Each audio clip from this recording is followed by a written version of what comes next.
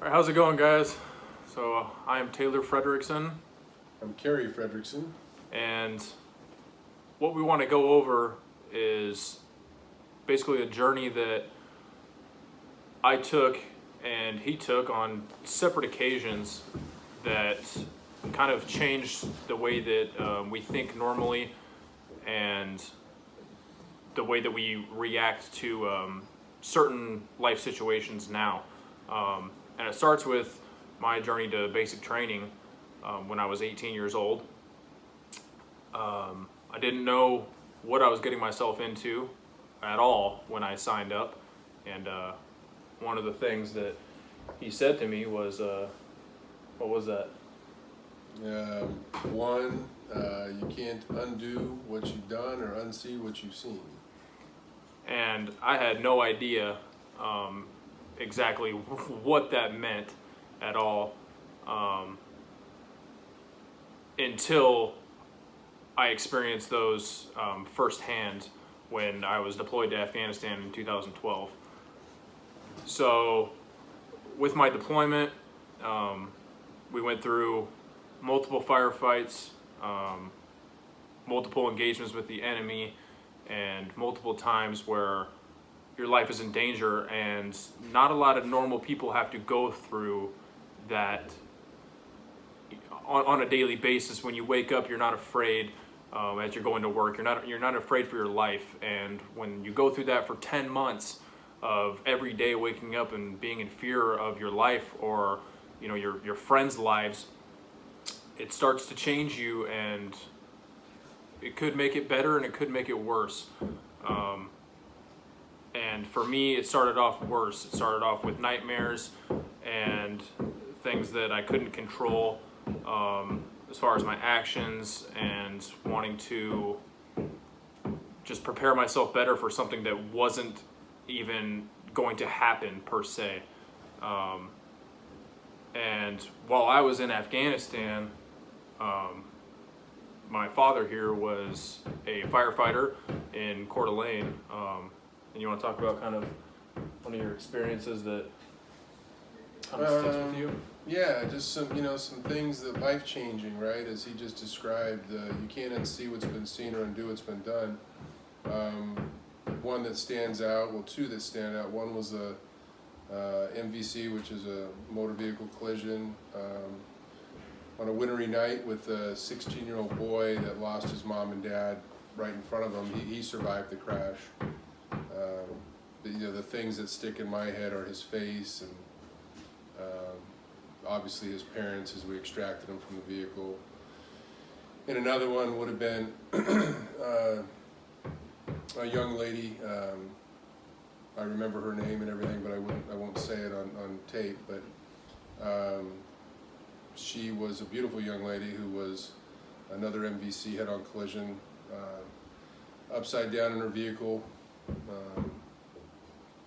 And I had to get her, to make a long story short, I had to retrieve her license for the trooper, and the car was upside down, and obviously all the bodily fluids were in the roof of the car. And as I crawled in to get her purse out and her ID out, I pulled it out and I looked at her face, and it obviously looked nothing like what I was witnessing at the moment. So yeah, those kind of things are would stick with you. You can't unsee what's been seen. Yeah, those types of situations that our first responders are in, our military's in, stuff like that. It's not talked about for the reason because it's hard to talk about that kind of stuff, isn't it? I mean, you don't like to bring it up. You don't want to relive that, type of thing over and over again. And, when people ask you, well, why don't you go to therapy, and get help and stuff like that? And, sometimes it's not always that easy, because reliving that moment, over and over again to, get past it, that's a hard thing to do. And most of the time the therapy is you're sitting down with people that were either there with you, that witnessed the same things, and you kind of develop it sounds bad, but a sixth sense of humor just to get through it. Yeah, definitely. Just to get through it. Definitely, yeah. yeah, certain jokes that are made, you know, that obviously I won't.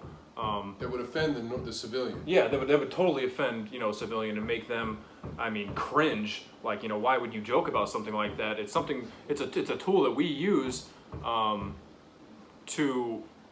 To rationalize or deal with it. Yeah, exactly. To definitely deal with it. And that brings me to a point of, you know, obviously. The big pharma companies like to use medication to deal with these types of things and try and numb your mind, so you can, you know, live a normal life. But I don't like those medications.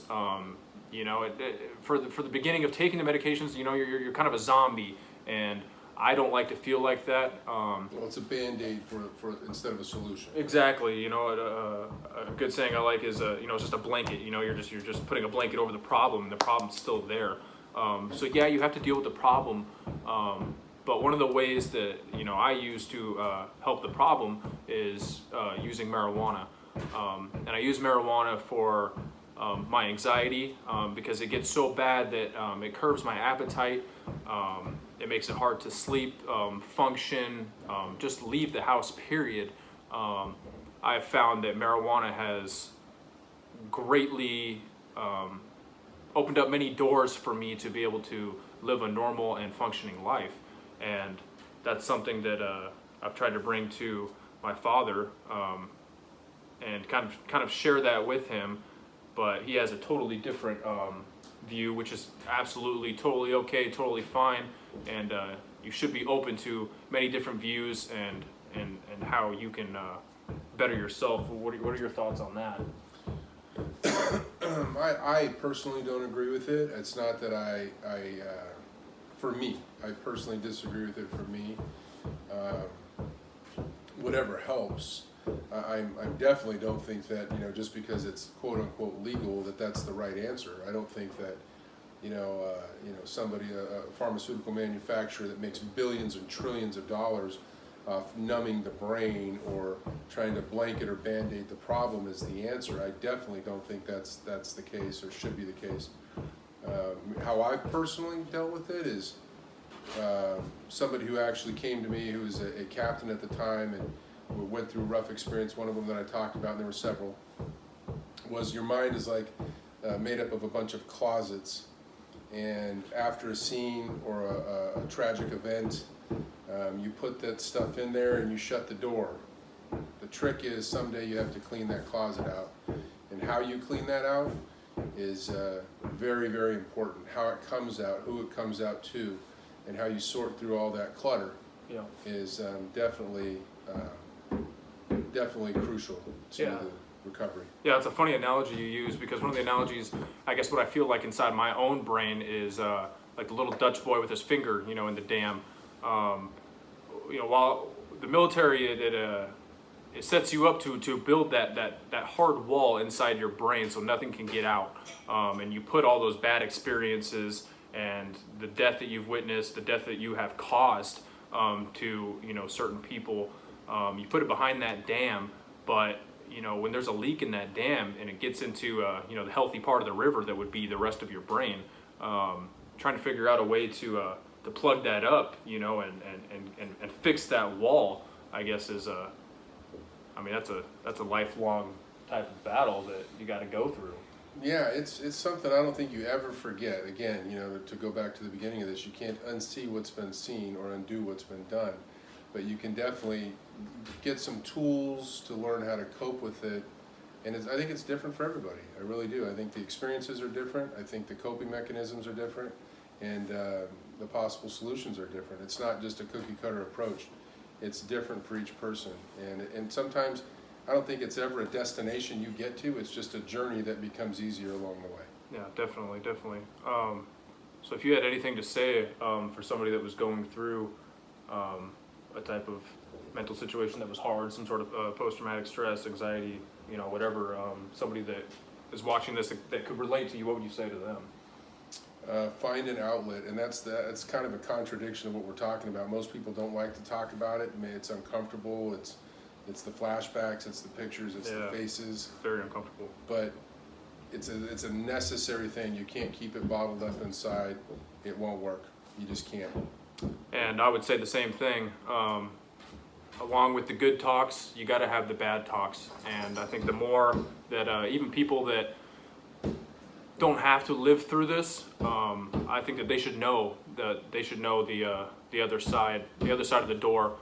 That people like my father here and like myself and many others, we keep that door closed so the people don't have to experience that. But I think it's important to get that word out there so It is. they understand they can get a little hint of what we go through on a daily basis. Hey, everybody has a coach. I don't care how good you are, what you think you're good at. Everybody has a coach, and sometimes you need somebody, that coach, to give you those tools to learn how to deal with it and live life a little bit happier, a little bit better. Yeah, definitely agreed. Well, thanks for watching the video. I hope that it touched on some sort of base with somebody, even if it changed someone's mind just a little bit, or if it gave them a comforting feeling knowing that they're not the only one out there. Then I think that we succeeded in this video. For sure. All right, thanks for watching.